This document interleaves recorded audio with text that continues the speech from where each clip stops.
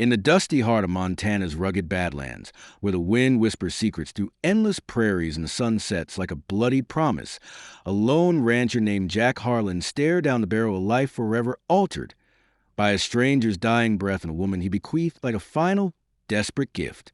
If you're craving tales of raw frontier grit, unexpected love, and twists that hit harder than a stampede, hit that subscribe button now. Join thousands across the USA and UK who can't get enough of these edge-of-your-seat stories that redefine destiny. Jack Harlan had always been a man carved from the unyielding stone of solitude. At 45, his face was a map of weathered lines etched by decades under the relentless Montana sun, his hands calloused from wrangling cattle on a sprawling ranch, Whispering Pines. The ranch was his kingdom, inherited from a father who died young and a mother who followed soon after, leaving Jack to fend for himself against blizzards, droughts, and the occasional rustler. He spoke little, trusted less, and found companionship only in his loyal horse, Rusty, and the ghosts of regrets that haunted his sleepless nights. Women? They'd come and gone like fleeting storms, brief flings in town that never stuck, because Jack's heart was as barren as the badlands surrounding his land. That all changed on a sweltering August afternoon in 1892, when a battered wagon creaked up the dirt path to his homestead, pulled by a pair of exhausted mules. The driver was an old man, gaunt and feverish, his skin sallow and eyes glazed with the shadow of death. He slumped against the reins, coughing blood into a ragged handkerchief.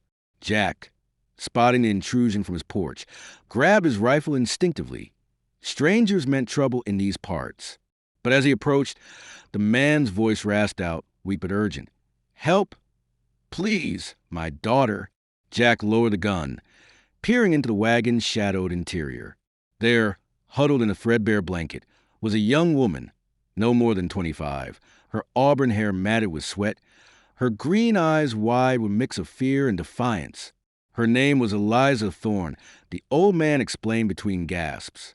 He'd been a prospector, chasing gold dreams from California to the Rockies, but typhoid had claimed his wife and now gnawed at him. "She's all I got left," he wheezed, clutching Jack's arm. "Promise me. Take her as your wife. Protect her. The world's too cruel for a girl alone." Jack recoiled. The idea absurd. A wife thrust upon him like an unwanted calf? But the man's grip tightened, his final words a plea. "Swear it on your honor." Before Jack could protest, the old man shuddered and went still, his eyes staring blankly at the vast sky. Eliza emerged from the wagon, her chin lifted despite the tears streaking her dirt-smudged cheeks. She was no fragile flower. Her hands bore the scars of hard labor, and her voice carried a steely edge honed by years on the trail. "I ain't no one's property," she snapped at Jack, "but Pa made me promise to stay if you'd have me." Jack, flustered and out of his depth, muttered something about burying the old man first. They dug the grave together under a gnarled oak tree, the silence broken only by the shovel's bite into earth. That night, over a meager supper of beans and cornbread, Eliza laid out her terms. She'd cook men and help at the ranch, but marriage? That was off the table until she knew him. Jack agreed, secretly relieved. Solitude was his armor, and he wasn't ready to shed it. Days blurred into weeks as Eliza integrated into ranch life. She proved invaluable, tending the garden with a green thumb that coaxed life from arid soil, breaking wild horses with gentle firmness that astonished Jack, and even standing watch during a coyote raid that threatened the herd. Jack found himself watching her, the way sunlight danced in her hair, the quiet strength in her laughter. Conversations by the firelight revealed her past, a childhood in bustling San Francisco, shattered by her father's gold fever, leading to a nomadic existence dodging outlaws and misfortune. Jack shared fragments of his own story. The fire that claimed his parents, the betrayal by a former partner who stole half his land in a shady deal. For the first time, his isolation cracked, warmth seeping in like dawn through curtains. But whispers of trouble stirred. In town, during supply runs, Jack overheard rumors. The old man, Elias Thorne, wasn't just a prospector. He'd struck a vein in the Black Hills, hiding a map to a fortune in gold before his death. Word spread that Eliza might know his location, drawing shady figures to Whispering Pines. One night, a trio of rough riders ambushed the ranch, demanding the map. Jack and Eliza fought back, him with his rifle, her with a hidden derringer from her father's belongings. They drove the intruders off, but not without wounds. Jack took a graze to the arm, Eliza bruised from a scuffle.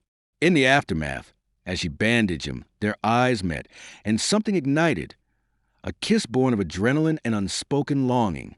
"Marry me," Jack whispered, surprising even himself. Eliza nodded, her smile a beacon in the chaos.